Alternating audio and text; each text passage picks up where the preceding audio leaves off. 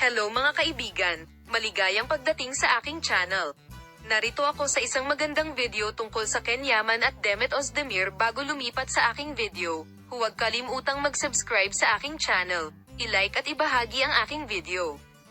Ang sikat na mag-asawang Ken Yaman at Demet, na mahal at nakakaakit ng malaking atensyon ng kanilang mga tagahanga, ay ikinasal sa isang kidlat na kasal kasama ang kanilang mga tagahanga sa buong mundo.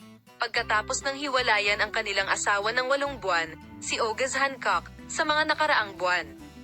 Ang punto kung saan ang mag-asawa, na may daan-daang mga ngiti sa suporta ng kanilang mga tagahanga mula sa buong mundo sa espesyal na araw na ito, ay pinatunayan ng kanilang tunay na pagmamahalan sa harap ng lahat. Ang punto kung saan ikinasal sina Demet Özdemir at Ken Yaman sa seremonya ng kasal na ginanap sa Istanbul noong nakaraang araw na may partisipasyon ng isang espesyal at limitadong bilang ng mga bisita. Pagkatapos ng kasal, ang sikat na mag-asawang Yildirim ay kumuha ng litrato na magkasama at ibinahagi ang espesyal na kwento ng mag-asawa sa harap ng lahat.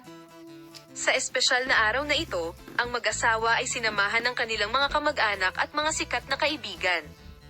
Napaka-romantikong sandali sa seremonya ng kasal ni Ken Yaman at Demet Özdemir. Nagkaroon ng isang kagila-hilalas na seremonya na pinanood ng lahat ng may kasiyahan. Lalo na, ang partisipasyon ng mga kaibigan ng mag-asawa sa pagdiriwang ay nagdagdag ng isang espesyal na kagandahan sa seremonya.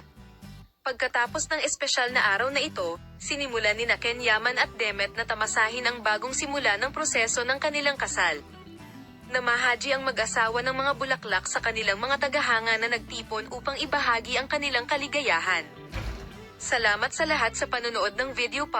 Makita ka sa mga bagong video.